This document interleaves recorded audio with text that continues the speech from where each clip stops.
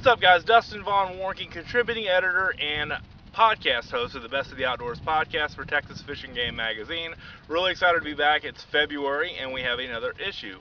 And another issue comes with another digital video for the digital issue. So here I am back talking about hogs. And this week we're going to be talking about hog bait and the incredible use of hog bait and kind of homemade baits you can make with hogs. Now, I brought this down here to show you an example. You can go to the store and buy a hog bait, all right? It's really relatively inexpensive. It's cheap. This is Hog Wild Pig Punch, and it's specially formulated to find hogs, but I don't know. I'm not against that. I think you can get plenty of the prepackaged stuff, but you can also make your own, and that's what I enjoy doing as well. So you can do three different things, actually, with making your own hog bait, and that is mix your main ingredient with corn, all right? Or your main ingredient needs to be corn that you need to mix whatever I'm going to talk about here with, and let it soak into the corn. So corn. Deer love corn, pigs love corn. It's just a great all the way around attractant. So just corn by itself is enough in a lot of cases, but sometimes if you want to really attract them in and really get a good sounder going to your blind and to your stand, you want to look at mixing your corn with something else. Three things. One of the things is cappuccino mix, all right? Cappuccino mix that you can find at H-E-B or any other grocery store, Randall's, Walmart, whatever. You can just go and get you some cappuccino mix and mix that in with some water, mix it in with the corn. Make sure you mix enough water in there and enough mix in there to where it gets absorbed by the corn. Let it sit for 2 or 3 days. There you go. The other thing is KoolAid, all right? Regular KoolAid packets you can buy, or you can just go buy the whole punch, a KoolAid punch, I guess, and use that if you want to spend the money, but the packets are cheaper.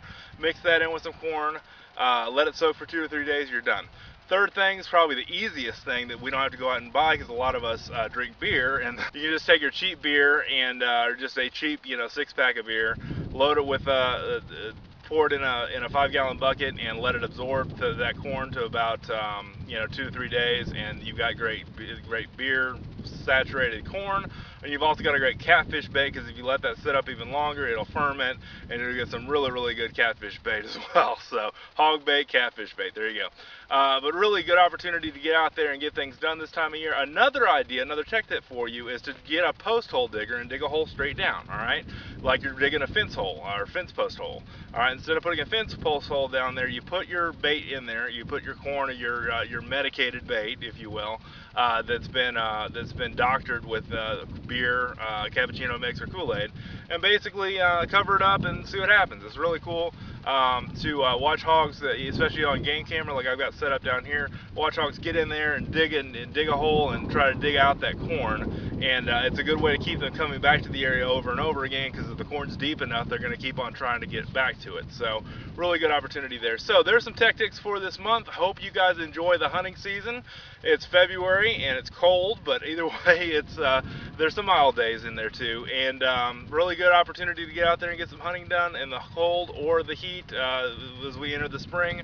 And really good opportunities to get out there in the outdoors. Thank you guys so much for watching, reading, and listening. Have an awesome day in the outdoors. We'll see you next time.